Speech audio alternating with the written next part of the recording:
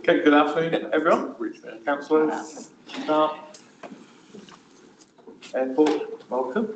So it's a public workshop and it's been recorded and will be public. And the first item that we're going to talk to or hear about today is the statement of intent from the Queensland Airport Corporation. So thank you, Your Worship. I just want to make a couple of brief comments before I hand over to Shane, and I'd really like to welcome the entire executive leadership team here. It's lovely to see you all. Thank you for making the effort. We appreciate it. And also just proffer the apology of Simon Flood, the chair of QAC, who very much wanted to be here, but at the last minute was not able to attend, and has always actually attended dutifully these meetings over the years. So I think we can let him off the hook today. Just a tiny bit of background for you, especially new councillors. We have been through this, but today we're workshopping the draft SOI. In the interim years of the LTP, we don't do an SOE, a statement of expectation. I will be coming back to you to workshop later in the year the statement of expectation in the build up to the LTP year, and then we'll be issuing a statement of expectation to the board.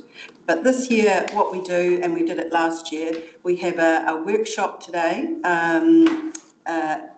We can have an open dialogue about the draft, and any actions that you have or any questions that you have, we may or may not send a letter to the board seeking for any of those matters to be attended to. And that's what we did last year. There were a couple of things that the board were happy to change in their draft SOI, and then the board agrees their SOI, and when it comes back to us in June, they adopt the SOI, my bad. When it comes back to us in June, we agree the SOI.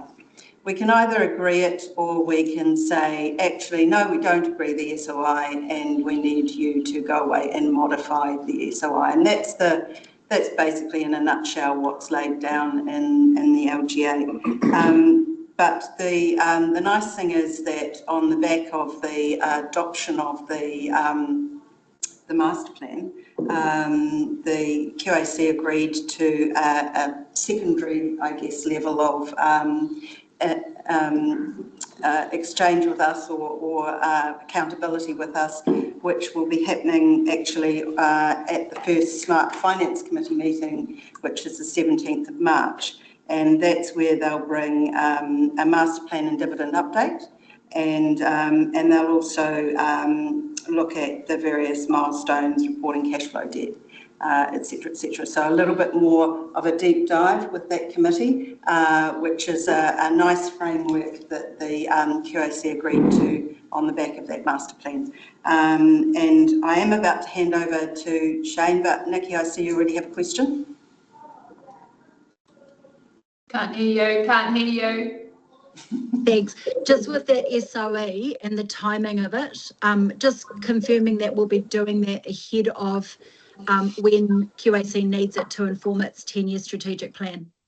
So as I said, yes, we'll be starting work on that this year, and the board will require it. Generally, I think it's around February that we get the SOE to you. It may even be earlier off the top of my head. Is it December? Ideally December, because that's we right, have to December. take it to the board in February. So we'd want to start nice and early. Okay. And I mean, one thing to think about in this discussion is what are the components that we want to really drill into and think about in terms of that statement of expectation when we come to workshop it. Have you got your hand up again, Nikki? Yeah, I do. So just following on from that, so obviously at the start of the start of the SOI, there's a comment on the statement of expectations, and it speaks to the SOE being updated every 3 years. The next update, where am I getting this from? Sorry, I'm reading the wrong bit. So it says that the SOE will inform the 10-year strategic plan, which gets done every 3 years, and I believe it's being done at the end of this year. So what I'm talking about is the SOE informing that process, not the SOI process. So we may need to do it earlier is what I guess my question is to QAC, when would you need an SOE in order for it to inform the work that you're doing on the next version of the 10-year strategic plan? Yeah, I think we just haven't actually had that conversation yet, Nikki, but I think you're right. But do you want to comment on that? Because we can time it accordingly. Thank you. Yeah, we'll work within obviously your expectation, but I think, timeliness is very important so that we've got enough time and there's some upfront consultation as well. Yeah, I think we were sort of going to have this workshop today, and then Sarah and I will sit down and look at timings and what's going to be, what's going to work well for everybody. I suppose the obvious thing is that there'd be some level of engagement between council and QAC around what changes, if any, there are to the strategic plan from the previous version. I mean, that's the obvious thing. Because if there's suddenly a shift to from that work program, or suddenly the NOS boundaries come back into play or something, then exactly, and it might be that what we actually land on is a workshop more focused on the strategic plan ahead of the SOE. That might actually be the more sensible approach, but we'll work that through. But thanks for raising, Nikki. Yeah. Thanks, everyone. Right, so without further ado, I'll hand over to Shane. He's going to have a few, say a few words of introduction, I guess, for some. Yeah, just about meet everyone. I think I've met everyone here in the room. Stephen Breed's my name. Hi, Stephen. Yeah. But I think I've met everybody else here, and it's great to be here. And the first meeting of this nature for me, at least. I arrived here in September, so I'm very pleased to be here with my executive team, and I think most of you probably know the executive team, but let me just, if we just go around and introduce each other. So Sarah, I think you all know very well. And Andrew, the CFO. Rachel Tregear, property planning. Great CEO. And Melissa Strategy. So just to start up, I'll just give you just a quick update on business. As you know, we've just released the interim results, of which the dividend of just $7.2 million paid out off a revenue base of $43.6 million, and a net profit after tax of about 16.8 for the first half, so a very strong first half. Scheduled aircraft movements around 10,000, passenger movements around 1.4 million, and we expect to actually surpass this year for the first time 1 million international passengers, so trans-Tasman passengers during probably around May this year. So is that projected to be in the 2.8 million passenger movement range by the end of the year? Is that right? It is, yes, it is. So so very strong, and that growth trajectory is still as per the master plan. So they're just some of the key highlights. It's and obviously this is underpinned, and we discussed this on Saturday at the round table around the appeal, not just the appeal for the Australian market, but the increasing global appeal for Queenstown. The airport has stepped up significantly since COVID, and particularly over the last couple of years, with very, very healthy growth. The operations team and our assets team have done a magnificent job to maintain the integrity of the airport, work with the challenges of a very busy airport in a constrained environment, and maintaining operational safety. So they've done a great job at that. As I mentioned before, the directors are pleased to confirm the half-yearly dividend of 7.2 million, of which 5.4 million was paid to council just last week. So we're pleased to provide the SOI, and it actually remains very consistent with the current SOI, and that's response to the QLDC, as we just discussed, statement of expectations. And there's a few bits we've updated. The infrastructure piece is updated to reflect the stage we are with the infrastructure delivery program. And we're also continuing to engage with the Council's Smart Finance division on progress and funding for that. And of course, we're focused on delivering for the region. We're not leading the growth. We're facilitating we're meeting the demand of the market, both the community for outbound travel, but also obviously the inbound travel, around 80% 20 split of that market. And through our master planning and also through our whole growth plan, that is obviously the most important thing for us. And just a snapshot over the next few months, we will commence construction on the parallel taxiway. So it's around a $60 million project. The construction of Airport House, so we've awarded the construction contract there.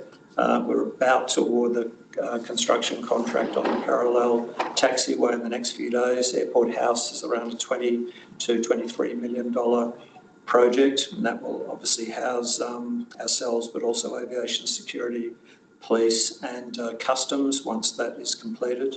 And that's an enabler for the terminal redevelopment as well. We've also appointed Warren and Mahoney and Hassel Architects, who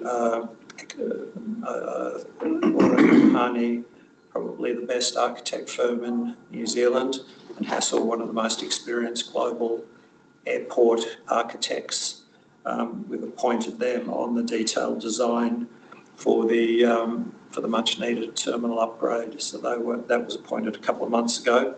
And so we're well underway with a number of these programs in accordance with the master plan. So I think that's all I had to say at this point, and obviously very happy to take questions or any feedback on this. And the team are here and ready, and myself as well, ready to go. Brilliant. Well, we pre-circulated the draft SOI, so the floor's yours now, really, to ask any questions you may have. Go ahead. Oh, sorry. Yeah, so I was interested. So more recently, both anecdotally and sort of in some of your releases, you've celebrated the increase in international arrivals, but it doesn't. The relative growth of international, being a high proportion, it doesn't seem to be reflected in the projections of the passenger movements. So, yeah, and also want to understand, is there a risk that an increase in international will eventually start displacing domestic services in some way? So the international is it is high growth. If you look at the post-COVID numbers or pre-COVID versus post-COVID numbers, we're sitting at about 155% of pre-COVID FY19. And so that, if you look at it relative to other airports, it's strong growth, but it's pretty well it hasn't kind of done a hook and gone crazy. It's continuing. You're only projecting over 3 years. You're only projecting about a 10% growth in the international. You're projecting more than that, not significantly more than that on the domestic. So that the proportions it's actually back to front to the story that we've been hearing. I suppose is what I'm saying. Is we've heard that it's internationals increasing relatively, but this doesn't reflect that. A couple sort of snippets to support Shane's comment is significant increase in international we've spoken about. We're doing some work at the moment to sort of validate that, but that sort of, our view is it's got to plateau a little bit at some point, not plateau, but the growth's got to slow. I think the other dynamic that's happening on the other side of domestic is Air New Zealand's capacity has been significantly constrained given their operational issues they've had.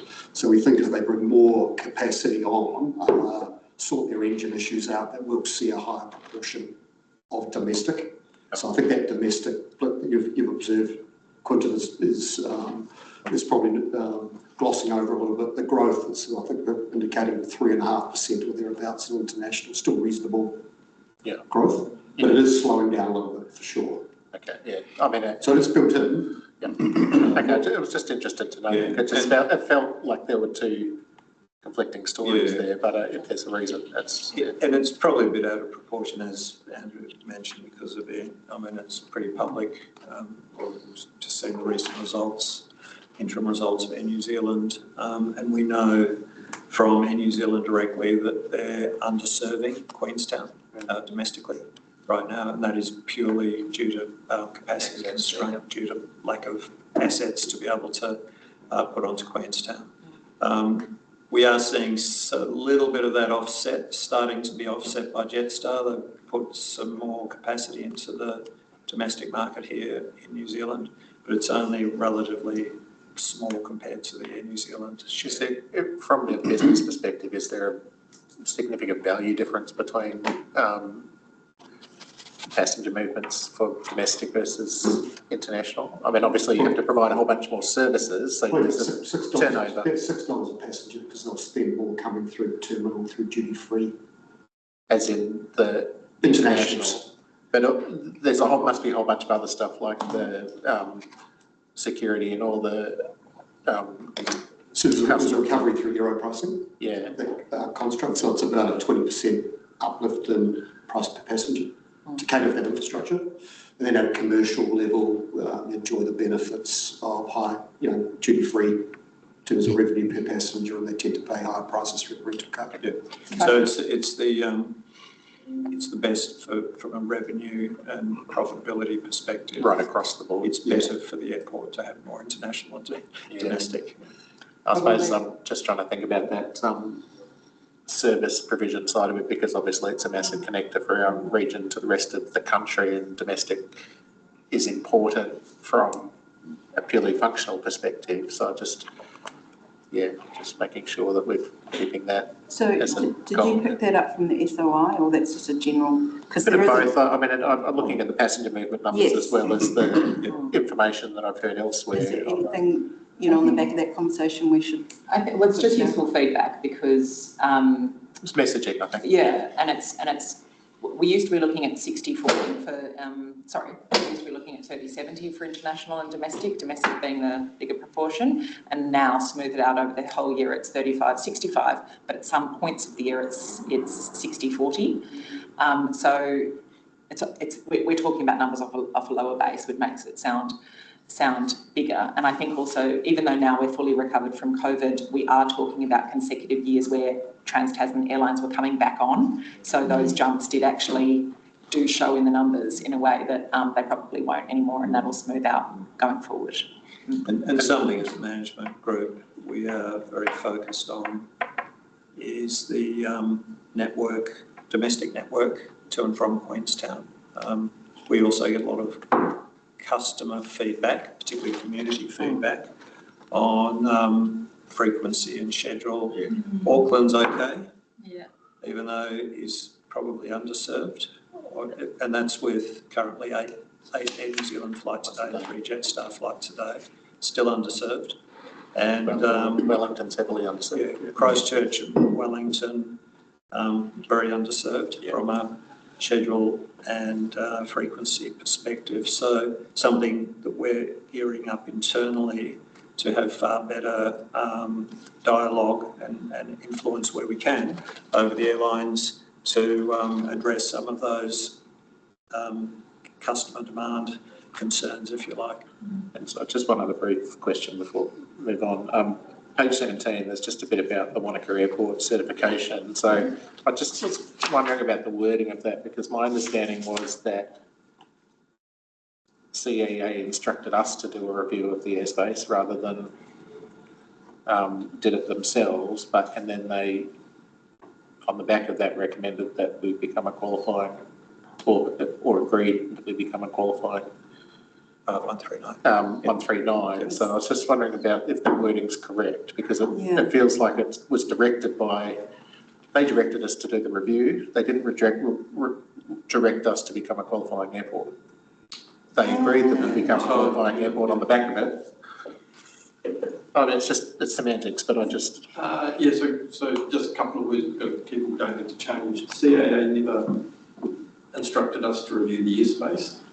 So the that's not covered in... But they did instruct us, following a review, that Wānaka Airport would go through a qualifying process. But didn't they instruct us to do the review first? Is that that was the first step, wasn't it? Yes, so the first step is a review. There's an aeronautical review that got carried out by independent consultants, and that was provided to CAA as a regulator.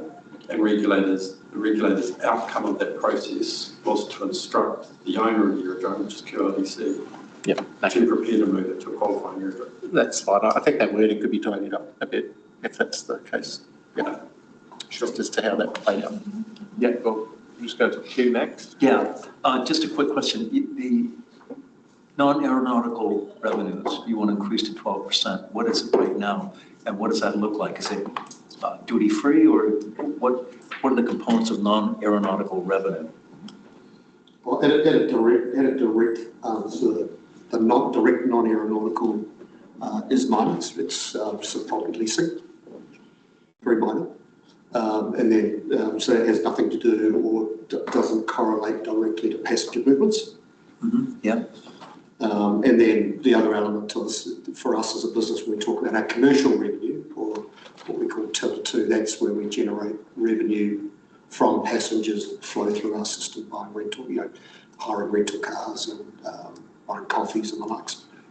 Okay. And what did you say it is now? It's going to 12%, but what is it now? Non-aeronautical. So the mix between Till 1 and Till 2 is about 60-40. Yeah, 60. 60 aeronautical, Till 2 commercial parking, 40%. Okay. And the target is actually a very low base at the moment. Do you have the exact figures? Yeah. So take the 60-40 with a grain of salt, because I've just made it 104%. But that is quite a small portion, and the intention is that becomes part of business diversification, that increases. Okay. But I'm getting, potentially we can make that a bit clearer with that target, because it could confuse that we're talking about all of what you've just asked about, and that could be confusing. So maybe a definition of the aeronautical and non-aeronautical and aeronautical related revenue. There's kind of three buckets. Non-aeronautical and non-aeronautical. Yeah.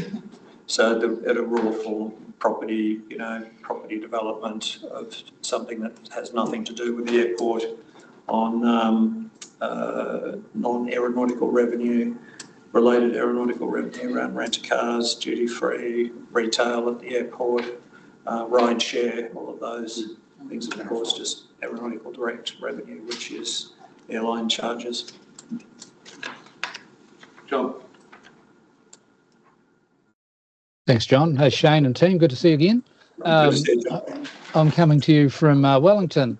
So what you were saying earlier about lack of scheduled flights to and from ZQN, I came via Dunedin because it made more sense, both financially and a few other things wise, to do that, and I'll be going back to pick my car up on Saturday.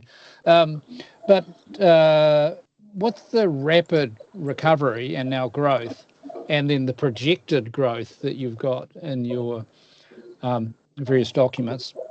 What discretion do you have statutorily or available to you if you have continued increased growth that is beyond what has been projected and somewhat socialised, or do you just have to take what comes?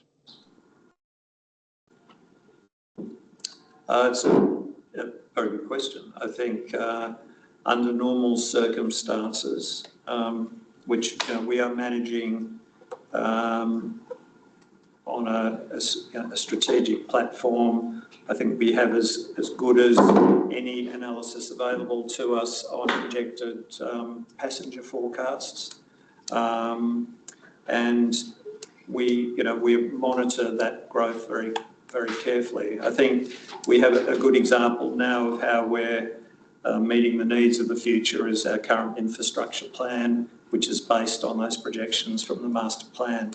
And that enables us to, as we review year on year, incrementally understand where the market's going, if we're diverging from that trajectory or not. And our intention would always be, when we're not leading the growth per se, that we are meeting the needs, if you like, of the inbound market, of the community, and making sure, as we all know, that we're balancing the environmental factors and other natural constraints we have, whether it be runway length. We can't, we have constraints on range of aircraft, size of aircraft, all of those sorts of things. So I think, to answer your question, I certainly coming in here, this airport is no different to any other airport. It has some differences. And right now, Queenstown is growing because Queenstown Airport is growing. The demand is there because of the popularity of Queenstown as a place to go, particularly with the Australian market. There's 20 million people on just 3 hours, 4 hours away from Queenstown. And we know that Queenstown is a very popular destination, along with Bali, along with Japan, for Australians right now. So, so meeting those needs, I think we have that well in hand, and understanding the dynamics of the market and potential future market, and how we, and as our current plan and future planning, I think we've got that well in hand on meeting the needs moving forward. Thank you. Go on, sorry. I was just going to suggest it might to add to what Shane said, for Todd to give an overview of the slot control parameters that we have in place as well. Yeah, so going back to one of your original questions, do we have to just accept what turns up? No, and not, on a regular basis, we do decline airline requests to access Queenstown because simply we may not have the capacity available at that time of the day to be able to accept the requests. And that's, as Shane said, that's a pretty normal thing that most airports do. Most airports at some stage are slot constrained, and it means that the market has to adjust to the capacity that the infrastructure has. And it saves us as an infrastructure provider building for peak infrastructure, because that's a very costly exercise. So we work very closely with the airlines to encourage them to adapt their schedules into times of the day, and actually even times of the year when we have capacity, because that's a more efficient way to use the existing infrastructure. So that's a normal part of our regular cadence, and that happens in earnest sort of 2 to 3 times a year as the airlines apply for slots and try to adjust their slots. The other part of that is we're dealing with airlines that are flying out of some pretty busy, constrained airports themselves, so trying to adjust slots at Sydney or Melbourne or Brisbane to come into Queenstown can be difficult. So we sort of push one end and the airlines get pushed the other end, but we normally manage to accommodate everybody's needs, but just maybe not at the time that they want it. Great, thank you. That covers it. We've got another question, John, if I may. Given Air New Zealand's current issues with its engine replacement program and the reduced schedule, and others coming into that market and into ZQN, and we in council we certainly understand that the implications of needing to provide infrastructure for peak. But is there a risk that while we're looking to diversify the economy, particularly Queenstown's connections to the rest of the country, when Air New Zealand is in the position to start recovering its schedule, will they then have some issues about getting spaces, given the other constraints with others coming in, particularly internationally? Sure, yeah. We, as Todd mentioned, we have our busy hours like all airports. We have a morning peak from roughly 10 o'clock till midday for domestic, and an afternoon peak of roughly 1 o'clock till 4 o'clock in the afternoon for international. And there's there is a mix in that, particularly that international peak of domestic and international coming in and out. But outside those times, we have a couple of early morning departures at 7 a.m. to one to Sydney, one to Auckland. After that, we've got quite a lot of runway space, and also in the late afternoon, early evening as well, which would be able to accommodate pretty well as much domestic capacity as required. Perhaps a good example is Auckland Airport is a single runway airport, and if you look at the passenger numbers and flight frequency for that airport, that probably gives you a bit of an indication of how much throughput you could theoretically have. So there is plenty of room to accommodate any upswing of Air New Zealand's activity as they come out of their current situation. Excellent. Thanks, Shane. I'm just going to bring us back to the SOI in front of us. What are it looks pretty similar to what we had last year, apart from dates and things like that. What are the major changes that you would flag to us to consider? I think the main areas that we've updated, apart from changing Glenorchy Airfield to Glenorchy Aerodrome, because we noted that, is that we, as Shane mentioned, the infrastructure section, we just wanted to provide a little bit more context of how we're tracking, and also what you and also our community can expect to see. And also in the sustainability section, we've refreshed that and updated it to reflect what's been achieved, but also a bit of a shift in focus. And that shift in focus has sort of been a natural progression from where we were, and I think we've had a number of conversations around it, is that our focus has been very much, with sustainability, has been very much on the ground with available technology in front of us, and we've had good success and good results there. But we have also in the last 18 months started reporting on our Scope 3 emissions in a lot more detail as we transitioned to Airport Carbon Accreditation Level 4+, which I know we've had a number of conversations about this, but that, the fact that 95% of the airport's emissions are actually Scope 3 emissions, we're proud of the work we've done, but we're not pretending that there isn't a whole lot of focus that can happen with what's coming up. So in the next 18 months, we are targeting a transition from Airport Carbon Level Accreditation 4+ to 5, which is the highest in the system, the one that Christchurch was the first one to do. And part of that will be, and it's very timely with the infrastructure delivery, is what are our targets for our infrastructure delivery program, and what do we need to do to enable the future decarbonisation of air travel, and what's the emerging technology. Electrification is obviously a really important part of that. Our role with QLDC and with the businesses and the community is in terms of electrification, and also for the airport itself. And I feel like I had a third thing to say. I don't know. I think that must be it. And we've refreshed that.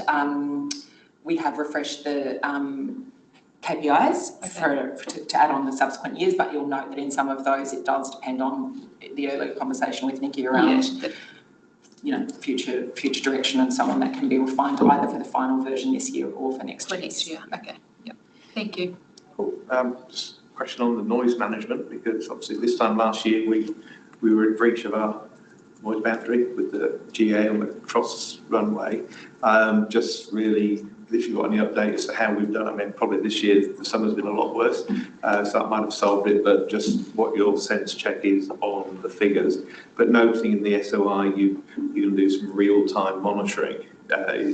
Is that because it's required because we are so close to the noise boundary limits, or is this something that is not required under the rules of the designation? Yeah, it's a good question. I think Rachel is our in-residence expert on noise, and has done, and the whole executive team have done a lot of work, particularly since that reporting of the noise boundary breach earlier, late last year. But Rachel. I'll just start with how we've been tracking over the summer months for 2026, and we have moved fixed wing traffic off the crosswind runway to the main runway, and we ran an interim tour at the end of January to make sure that we were on track for achieving compliance for this year, and it's all looking good. We haven't had as many brilliant days this summer as we did last summer, which has contributed a little bit. You mentioned the login system as well. That's something that we're investigating at the moment. It's not required under the designation. It'll just allow us to get some more real-time data and make us a little bit more agile and able to respond to things as they happen if we have the data continuously. At the moment, we run our logging program with mobile loggers that we bring in once every three years, once in winter and once in summer, and on an ad hoc basis as we need to. So that's something that we'll be working on over the next 6 to 12 months, is getting something in more permanently. Thank you. Have you, have you acknowledged that? Is that in the SOI itself? Yes, the monitoring equipment is, yes. It is. Yeah. Thank you, John. Which is why I asked. Okay. Questions online? Nikki. Sorry, Nicola. Sorry. Thank you. Hi, Sorry. guys. Oh, did you want to go, Nicola, or me? John? Sorry. Confusing. Actually, Nicola was first. I just didn't see the hand up. So Yeah, that's fine. Sorry. Love being online. Sorry that I'm not there in person. Apologies. And I'm also just going to bring it back to growth. Sorry about that. But obviously growth is probably a very big topic with our community, given the infrastructure constraints. When I read through the SOE and the strategic direction part, there's a part B that says specifically assess the risk associated with growth assumptions. And I don't know, just something that kind of stuck out to me is that the growth is really moderate, and I really appreciate your responses to a lot of the growth questions today. But when Tourism New Zealand and the government are spending $13 million on international marketing last year and then $13 million on international marketing again this year, and their goal is to increase double tourism exports in 10 years, I just wonder how we're going to meet the demand of the market in that way while still meeting the demand of our community. And maybe there's just a piece in there missing that actually specifically assesses the risk associated to growth assumptions. That's... Yeah, well, again, thoughts? We monitor, and we're currently we're currently working with KPMG on our strategic refresh, and continually monitoring the macro and more domestic related market, e.g. Tourism New Zealand, central government policy on tourism growth. I think, their budget's around 200 million a year, thereabouts, which is largely international marketing. It hasn't substantially spiked since pre-COVID, but yes, they're very active and very effective, I have to say, as an outsider coming in and being the brunt of Tourism New Zealand marketing back in Australia. And I can tell you all of the tourism authorities in Australia look up to them as a benchmark in excellent marketing. So all of those factors come into play. But overall, we can well establish again through our long-term planning, our passenger forecasting, and what we're seeing in the market. We can feed all of that into our database to make sure that we're well informed about what the projected growth. And we always look as well at an optimistic view, a middle view, and a conservative view as well. And we also often go to different consultants, particularly on passenger forecasting, to make sure that we're not just taking one view of the world in the way that we analyse our forecasting and therefore the growth projections. I think we're also pretty well connected into the community here as well. obviously through council as our major shareholders, but also other tourism operators in the region, and we really understand what's going on here in the market and where the pressure points are as well. So I'm really confident that we have the whole growth piece is very well in hand so far as our own projections are concerned, and we're not anticipating any major upticks because of a Tourism New Zealand campaign or other interventions over the next or at least how do you think the master plan. How do you think the government's going to reach their goal then? Well, that's not for me. I can just Someone might want to tell them to use their money wiser. I can add to that in some of the sessions that we've had over the past 6 months through the Destination Management Plan, but also with the Minister's visits to the region, and particularly the work that DQ, Lake Wanaka Tourism, have been doing, but also the Southern Way and the Southern Airports Alliance. So we have very clearly communicated back to government that we are an outlier, and the social licence risk for our region is a precursor of what might come, and to actually think very strategically, respectfully, because obviously there's a lot of regions around the country that are hurting and are really welcoming this news, but how we can respectfully work with them. And one of those ways is working really closely with Dunedin and Invercargill, going down to Dunedin to promote that open jaw travel, to try and say, let's spread the load.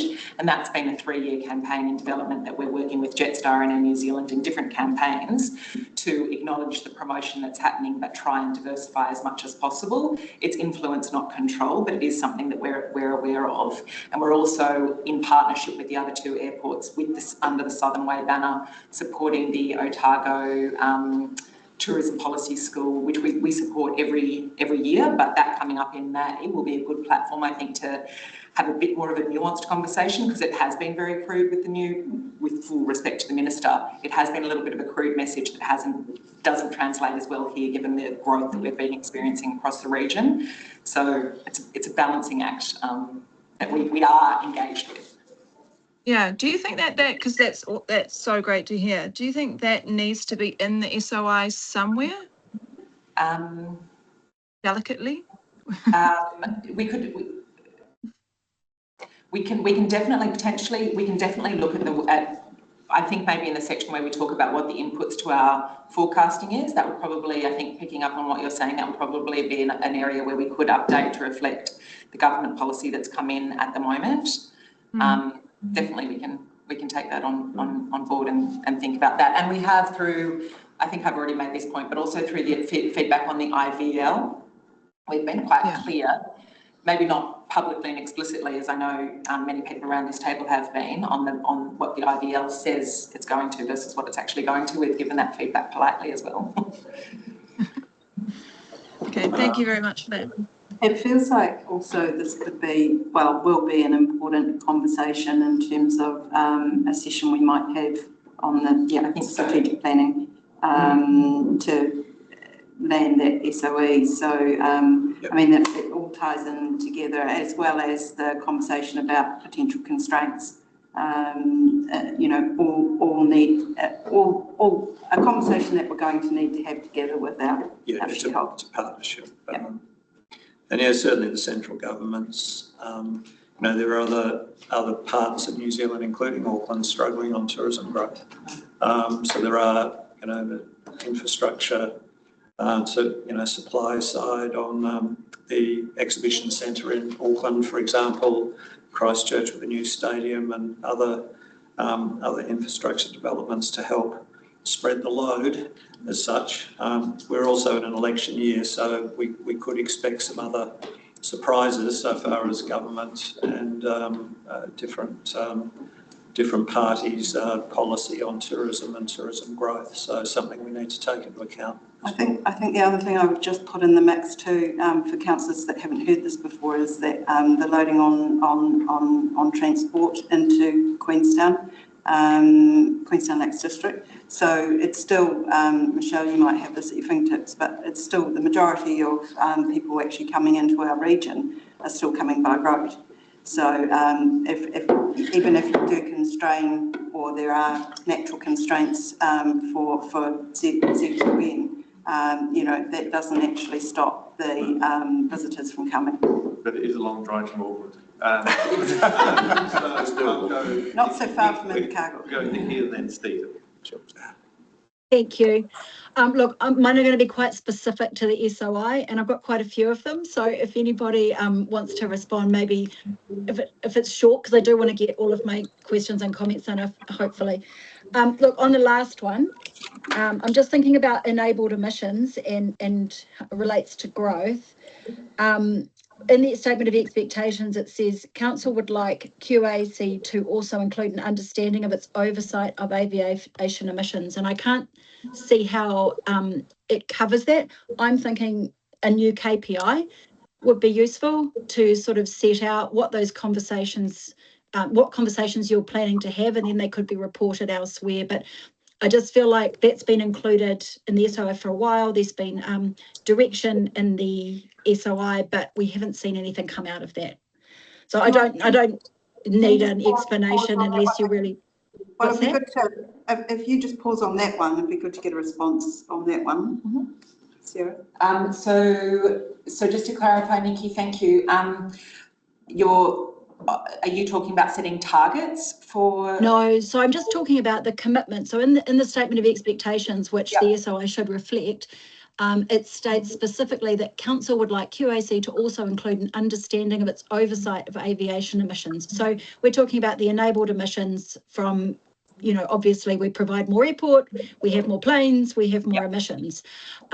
So there's no piece of work in there that helps to then inform us of what the growth that the airport enables, then the impact that has on emissions. We need to understand that, and the community needs to understand that to have good informed feedback. So I was thinking it would be helpful to have some sort of KPI measure and target around the development of some sort of reporting system around what your conversations are, what the airport industry is doing, and what it's not doing or can't do, because that's becoming clearer.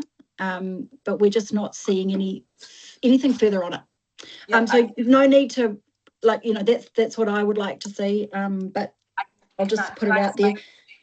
Yes. I'll just make one comment. I think it's a really good point to raise, because one of the things that used to be in the SOI that's no longer in the SOI, and it's probably useful to explain to councillors why, is that we did previously refer to considering incentivising airlines to put on lower emissions aircraft. The reason we removed that is because they did it without us incentivising them. So we thought that was a better deal for the business and the shareholders, but they have actually done that. But I do take your point that we can provide some information that shows what we can influence and what we can control. And one of the elements that has happened, and overall emissions are increasing and will increase. The intensity per passenger decreases when that happens. So we can Well, look, all I'm saying, we can have long conversations on every single one of these, but I just wanted to send a direction your way that we need some reporting on what those enabled emissions are. You can, it just needs to be in there somehow. Quick question. Does the projected growth, which has increased on top of last year's SOI, does that support expansion of ENOI's no expansion of ENOI's boundaries by 2030? So if you took it out to 2030, can you still work within your ENOI's boundaries? Those projections are within the current ENOI's boundaries. If you extend them out to 2030, because that's the direction we've given you, is no expansion until 2030 in the current SOE. If you project that growth out, are we still within ENOI's boundaries? Yes, we are. Great, thank you. Third one was on the timing of the strategic plan. Two things here. One, 10 years is a short strategic plan. Most airports have longer. I just wonder if it needs to be longer. Secondly, it would be really useful if it could phase in with our LTP. Our guidance documents talk about discussing the airport within our LTP. We build our SOE off of that, and then it flows onto your strategic plan. Just pointing out that we're out of sync and wondering if a year's extension, like doing it at the end of 2027, would be useful, because by then you will have our LTP. That's just a question, don't need to speak to it. One thing I would like to add to the SOI is that you meet with QLDC's Risk and Assurance Committee as requested. So we used to be in there, it's switched to Smart Finance now, but there is still obviously plenty of risk to deal with, and we've got 3 fantastic potential independent members coming on board, and we don't need to make it a scheduled thing, but I would just like that to be changed so that if we do a deep dive or something, we could bring you on board for that. Look, gateways, their statement of expectations and last year's SOI speak to the gateways before which you will come to the council for sort of sign off. That's the gateways to the master plan. I'd like to think by now you could describe those gateways for us. They're a bit, you know, we don't know when you're coming. We don't know physically at what point in the master plan program to expect you to come to us. So I think those should be listed. And the last... The Smart Committee, the Smart Finance Committee report. Yes, but they need to, what I'm suggesting is that they be listed for transparency. So we have a master plan in front of us with a number of things that need to be achieved. Somewhere in the SOI, I think it should be listed at what point we could expect those to come back to us. So where are those gateways in the program? By now, I would have thought we should have some understanding of that. And last thing is general aviation. At the moment, sorry, at the moment, I've got my page of stuff. At the moment, general aviation, there's just a management. It says we will manage general aviation around everything else. So there's sort of no transparency around the commitment to providing a certain level of activity for that activity. Can we do more to be clearer about what's expected? So I'm not making a judgment on whether there should be more or less. I just think that we need to say more than manage GA, because that could be manage them down, it could be manage them up. And obviously with flight numbers increasing, I'm thinking that we're managing down and we need to be more transparent about that. And that's all, that's requested, suggested changes. If that wasn't clear, let me know. I think there are a couple there for us to discuss, Nikki, maybe. So I'll pick that up with Michelle. The one that definitely stood out, I'm going to just quickly whisk through the now 7 things that might be in a letter that we might send back, just to be clear on what we've heard today. No, I haven't you haven't finished yet, but I was just a couple of those, Nikki, I think we might need to just circle back around, particularly around the LTP. That's sort of up for us to kind of work through, and the reporting that we required of the QAC to at committee level. So we need to circle those ones back around, but I've picked up the rest of that. Thank you. I can write these down as well and send them through. That'd be helpful. You. Thanks very much. Thank you. Thanks, Nikki. Stephen, Quentin, and landscape board. Thank you, John. I have a big bugbear about hire cars and what it does to this town. And more tourists in my mind means more hire cars, which I'm sure is a bit counterproductive to commercial activities at the airport. But in my mind, it's one of the biggest impacts that it has on our district and our customer, our Queenstown experience for our tourists. It's pleasing to see that one of your actions is to try and encourage more public transport, walking and cycling. But what can we do to discourage people getting in hire cars? See, yes, you're coming from the, because there's 2 schools of argument that there's not enough hire cars in Queenstown to meet the needs of the market, and therefore the cost of hire cars is quite, at peak times particularly, quite exorbitant. I haven't heard the counter argument on hire cars. I'm just wondering what your view is just on the bugbear. Just there's physically too many of them on our roads. Too many, yeah. Todd's in charge of hire cars. and I see it because I go down Franklin Road most days, and I see the timings, and it's people leaving hotels. There's all sorts of things, and I'm not saying that the airport is the sole problem of the number of hire cars, but what I'm saying is there has got to be some way to control it. Yeah, and there's some public transport education. I'm all for actively encouraging more public transport and cycling and all that sort of jazz, but we need to try and work out some way to discourage people getting into hire cars from the airport. And there's some hire cars, some of the hire car companies we have on airport, some we have no control over. They come and pick up at the airport and drop off. So we don't really have any control of growth of hire cars as such. But it's an interesting debate, I think. Look, I think it's a destination that our hire car companies tell us that people like to explore broader than just Queenstown. So we're like, we don't like to see somebody picking up a car and driving it into the CBD. I think that's the role for public transport, and we're quite happy. And this is not while it's a big contributor to revenue, we actually spend a lot of money on providing the infrastructure and the services for hire cars. It's an inescapable fact that people hop in a car to go and explore the Queenstown Lakes or the southern or southern area.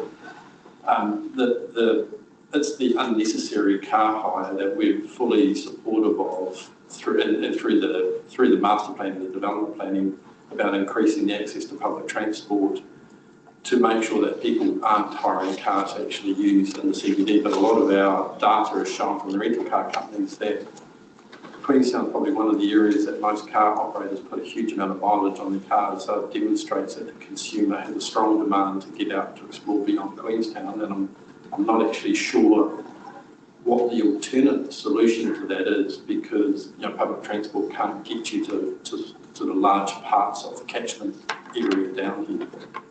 I'd just add to that by saying that the airport supports in principle the gondola and mass rapid transit and other complementary public transport systems like Whoosh. So if we can get people on those types of systems without being stuck in traffic on a bus, which is one of the problems with the current public transport system, then that's going to be beneficial to our residents as well as our visitors. One of the other things that we've done in the last 12 months where we can have a bit of control is coordinate with the rental car industry body to not penalise passengers for picking up a car at one airport and dropping it off somewhere else. So they're not incentivised to bring the car back to Queenstown if they arrive through Queenstown. So within Invercargill and Dunedin, we've partnered with them so that you can actually avoid that double up. It's probably not a massive proportion, but where we see opportunities, we do try and not penalise people for only using it for the longer travel, long routes.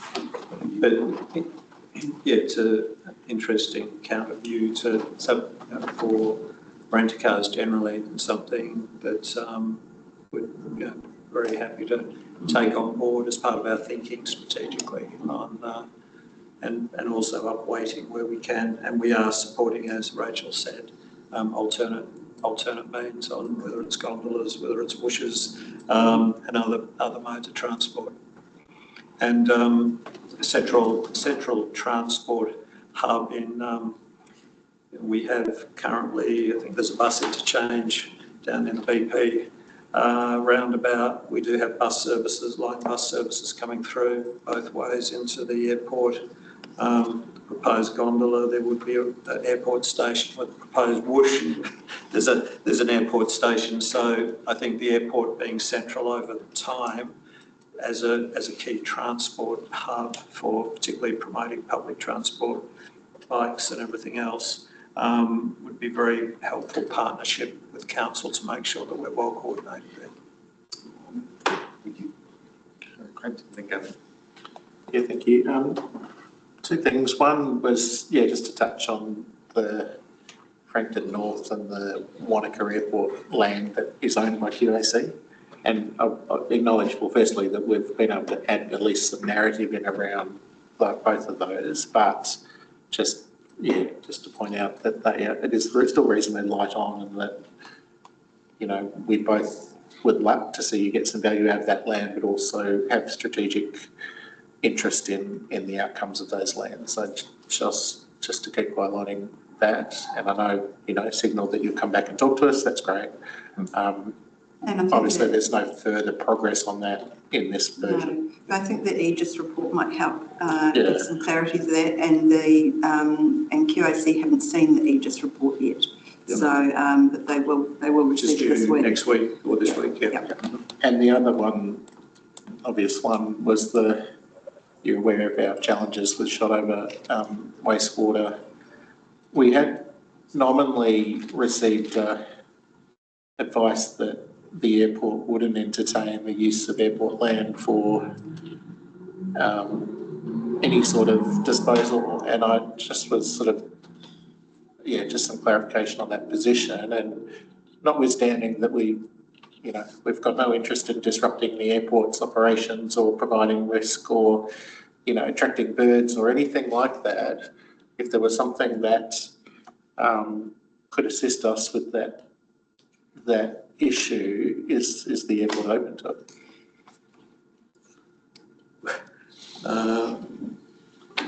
We have given that quite a lot of thought as far as land use. So obviously, initially and foremost is the operational risks and making sure that they're well understood. And then secondary is the potential to utilise the land that is proposed for and what the best use and best return of that land would be. There's been quite a few discussions with your infrastructure team around what that might look like, and reasonably heavy land use or sterilisation of land from the systems that were proposed, which has a reasonably big impact on our ability to use our land. And I suppose what I'm trying to understand, is it a hard no and is it a considered position, or is it we're happy to keep talking to you if there's an opportunity type position? Yeah. Look, if there's an option that's tabled, so it's not a hard no, it's not a don't ever come back and never have this conversation again. I don't know, it is, we've provided feedback on options that have been tabled to us, and there's been some significant challenge with all of the options that are tabled to us. If there's an alternative option that comes back that's viable, then yes, we will still continue to explore that, and so it's not a hard no. Okay, thank you. But yeah, I think, as Rachel mentioned, it's around, I would expect you to push back on things that have aviation operational difficulty. I expect that. Yes.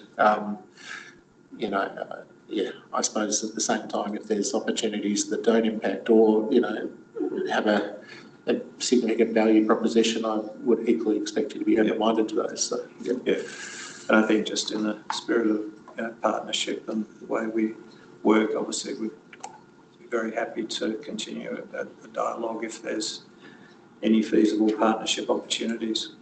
Okay, thank you. Just to pick up on Nikki's point there, Sarah, is there any additional information you think you can load into about the Wanaka Airport Northern Land? Is there anything? I think Nikki might be. I think she's talking about the northern My little blurb. Yeah, I think with the Wanaka comfortable, potentially, depending on what happens in the next few months, we could look at it closer to the time that the final is due. But at the moment, given the information that we have, but for the northern land, we can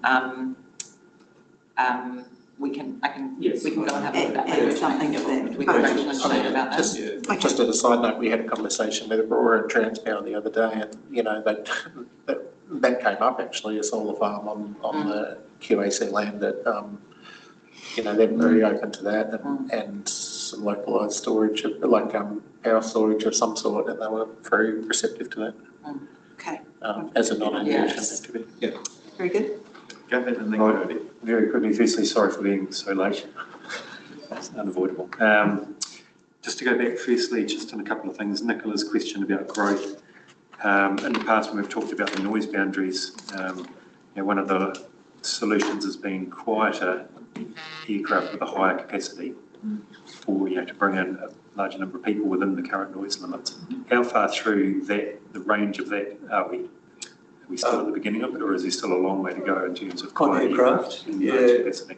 We're, Sarah might be able to embellish, but we're pleasantly surprised at how quickly the airlines have adopted to upweighting capacity, particularly Air New Zealand with A321 capacity. So 180 seats versus 220 seat aeroplanes. And also new generation aircraft. So there's benefits other than noise for the airlines to operate their new generation aircraft here, which gives us knock-on benefits as well. So a good example, Virgin Australia are the only, Queenstown's their sole destination in New Zealand and has been since they came out of administration a few years ago. They have, in very, very quick succession, almost surprising to us, from I think November, December last year, advised us they were starting to put their 737 MAX aircraft, so their new generation 737s, they're quieter, they have a much greater payload than the older generation 737s, so that gives them a benefit for payload out of here, more operational efficiency, plus a quieter, much quieter aircraft. And I think those familiar with the aircraft taking off and landing here, you can actually notice the difference. So the Virgin are now nearly 100% 737 MAX on this route, and we probably get served by 737 MAXes here in Queenstown more than any other airport outside their hubs. And the other, and Air New Zealand A321 NEOs are on the routes as well, in addition to Jetstar, who are now increasingly, particularly on Trans-Tasman flights, with their A320 NEO aircraft as well. So they have similar characteristics to the 737 MAX. Qantas are taking delivery of A321 XLR and different X's, but different range aircraft with same as the Air New Zealand types. They only have, I think, only 4 in their fleet at this point, but we have no doubt that over time they will start to replace their 737. In fact, that program is to replace their ageing 737 fleet. So if they are, you know, as we speak, moving to those quieter aircraft with high capacity, you know, obviously that'll bring down the noise envelope currently, but then that gives you room to bring more aircraft in within that. So how long do you think until we get to a point where all those slots are filled with those aircraft with high capacity, and we've got as many people as we can within those? So what's the current max under the current technology? Yeah, within the current noise boundary. Yeah. So we still believe from our own monitoring and projections that we will continue to meet. There'll be some tailwinds with the newer generation aircraft, but of course we're going to have, you know, some that the growth as projected. Yeah. But within that envelope, we expect to continue to maintain our commitment of the noise boundary. Yeah. In the master plan where we had the 3.2 million passenger movements, that did incorporate forecasts of a gradual increase in the number of higher capacities in seats, aircraft with lower emissions and lower noise. And you can see it even in the first, even though it's only 6 months, we've had 9% increase in passenger numbers and a 3% increase in aircraft movements. Obviously, we've already talked about Air New Zealand's troubles, and that has an element to that because they simply don't have as many aircraft on as they might otherwise. But it does impact on the intensity that you're referring to. But we're still thinking that 3.2 is about the number for 2032. Okay. The other point, just to follow up on what Stephen mentioned about the rental cars. I think they do have a massive impact on our congestion. And when you ride your bike along Franklin Road past all the cars, the number of them that are rental cars is incredible. Yeah. It'd be interesting to know, I know, you know, it's a third or a half of the people that come to our district riding by year. I don't know if it's a third, but out of that number of people, how many of those are getting rental cars? 40%. It's and things like, you know, I don't know whether on the marathon weekend with all the congestion, it was because people had come into town, hired a rental car because there was one available, and then drove it out and parked it on at Millbrook somewhere. The one question I do have though about encouraging public transport use is that there's an additional bus fare if you're using the bus without a B card to go to or from the airport, which has always astounded me a little bit. I'm not sure whether that's driven by the airport or by Otago Regional Council.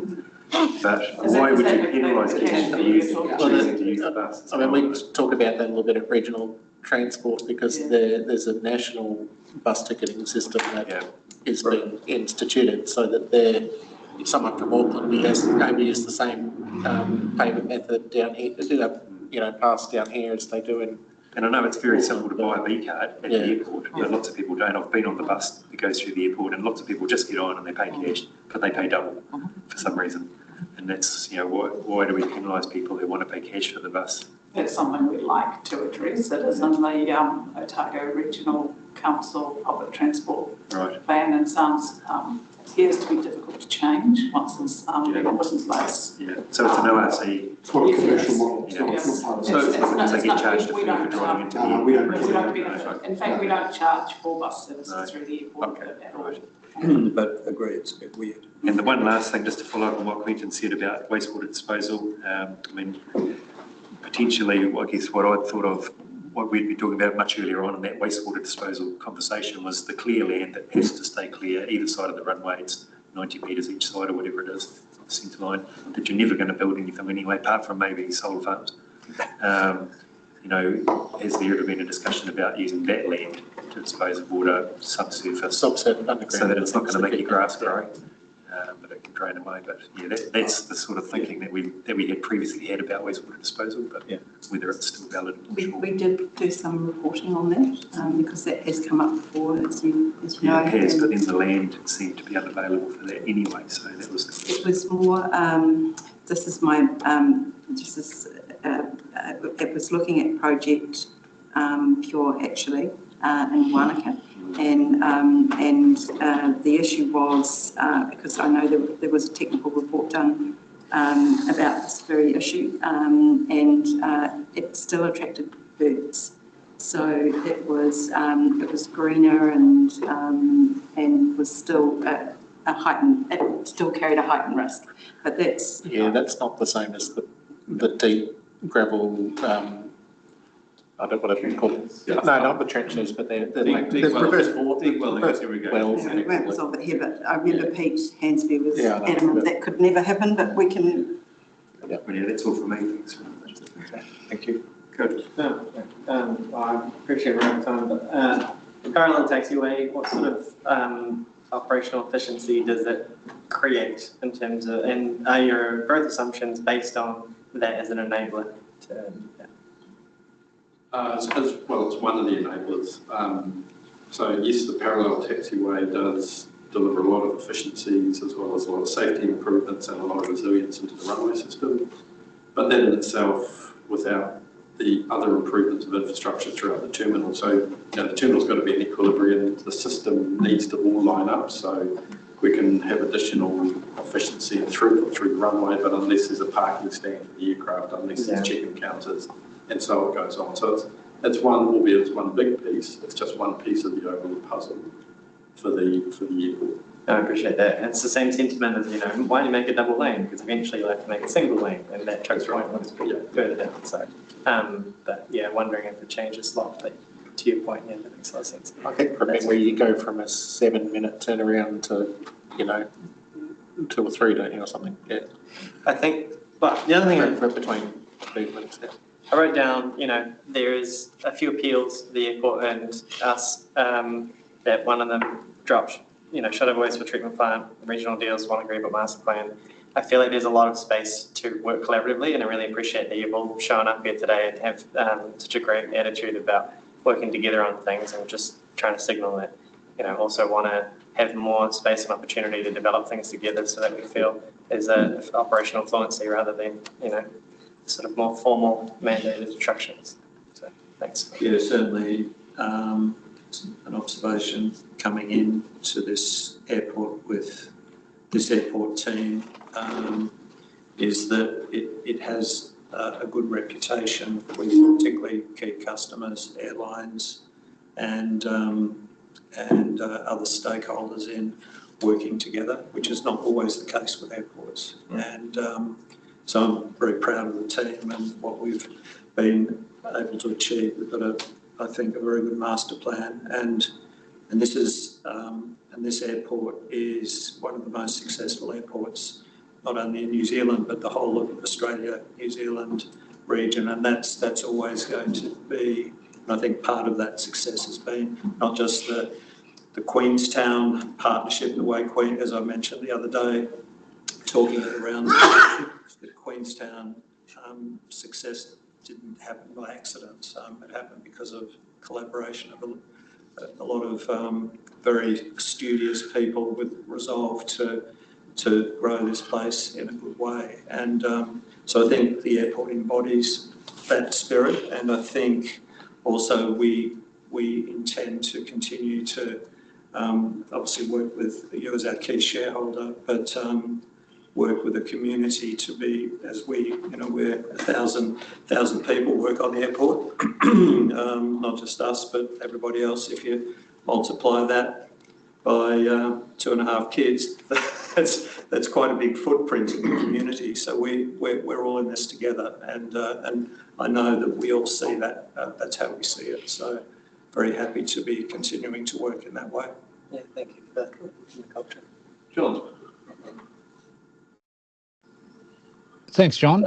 Yeah, really good conversations. I wonder if when you mentioned the XLR context, that do you anticipate, therefore, that Queenstown will potentially, at the moment, is a major destination for the eastern seaboard of Australia, but that will then open Queenstown up to traffic directly from parts of Southeast Asia and Perth, which could be interesting given the Santana mine proposal. But are you expecting that Queenstown will then become more of a direct destination in that respect, Queenstown Airport?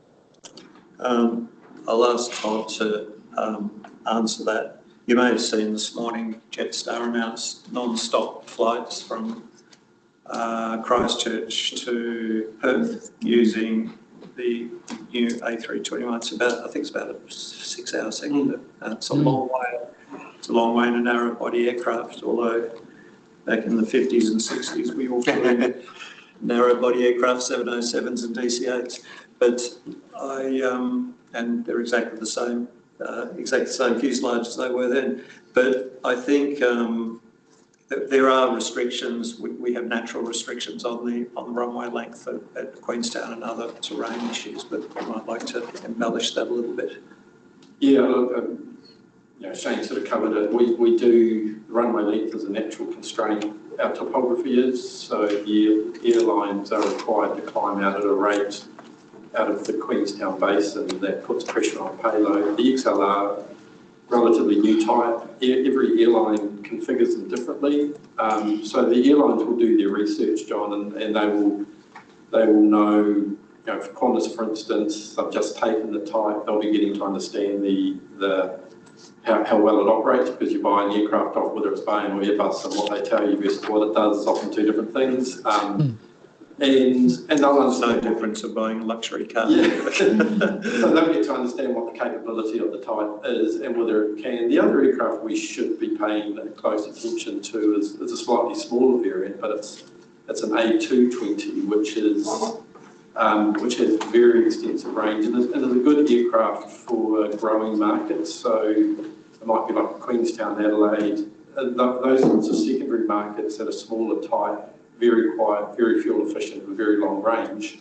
And Qantas again is another airline that is taking deliveries of that type. Whether Queenstown could ever support Southeast Asia, I think that would probably be a bit of a challenge for us. But those connections over the eastern seaboard is a great. I was thinking more, Queenstown to Cook Islands in June or something, Yeah, you're talking. Thank you for bringing that conversation back down to earth. Cheers. Thanks, John. That was a good question, and different, changing technology. Hobart would be great. But I think within the current constraints that we're aware of, East Coast of Australia, as I said before, you've got 20 million market base, potentially Adelaide. Western Sydney will open this year, around October, November. And there's some other smaller international airports that potentially could host Queenstown services. Did you want to respond to anything on that? Yeah, Nikki, I've just seen your question there about the SOE target on mode shift. We have had, so for the last 3 years, we've had a relatively ambitious 10% increase target, and we've superseded that target. So I think, correct me if I'm wrong, the first year was about 18%. Yeah, we're tracking it at, I think the middle year was 16%, and for this current year, we're tracking at 14%.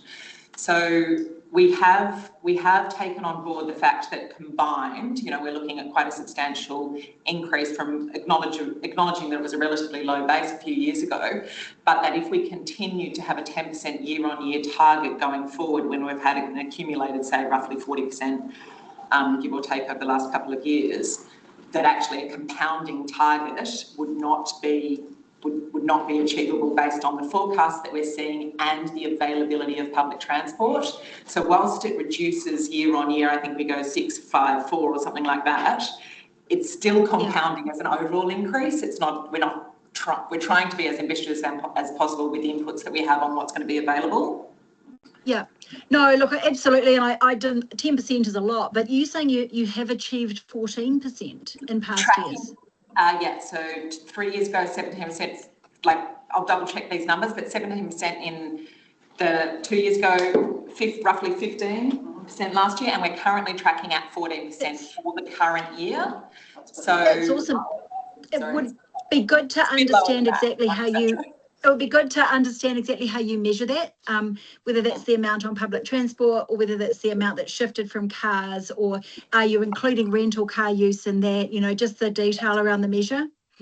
Yeah, we can send you an email or send you that'd be great. Information on the metrics. We work with ORC on that information, and Rachel can. Okay, hey, thanks, Sarah. Just on you call your visitor numbers targets. I wonder whether they should be projections rather than targets, because it gives the perception that we're aiming for. Major sin? Not just how it's worded in the SOI. So that I just wonder whether the visitor. Targets? I think you referred to them as projections. I could be wrong. In the KPI. Was that that's what I see what you're saying, like as in it's a target. The target is the percentage. Actually, no, you're right. They're not targets. They're just listed as movements. Yeah, sorry, my bad. That's okay. So I think, we all in for all in? Yep. I've got 9 things. I won't go through them now, but I've picked up on nine things that I'll put in a draft letter just to circle back, starting with the Mayor, to see that we've captured the things that we discussed. Mm-hmm. But what a great discussion. I really appreciate it. And next time we'll need to schedule more time. And we'll also look to keep you informed about what further sessions we will have. But obviously the next time we see you around the table will be on the 17th of March. It won't be everybody, but and if you do want to see the further report that goes through to the Smart Finance Committee, that will obviously be available shortly. And there's quite a nice report that you've prepared to go with that item. Just to highlight, we mentioned it before, but it'd be good to get the board in front of council at some stage as well at an appropriate time. Might be the strategic plan review or something. Probably. I know there are a couple of newer board members that council haven't been in front of council before, so certainly. And for newer councillors, you're always invited to the annual report and AGM, which is normally in December. Is that right? October. December on the year that's your election year. We do it in. Oh, that's right. Someone just went October a few months ago. Yeah. So in October, John, the AGM, and that's always a good interaction where you've got all of the board there as well. So it's good to get along to that too. Well, thanks very much. Thank you very much. Thank you. Thank you. Thank you. Thanks, everyone. Thank you.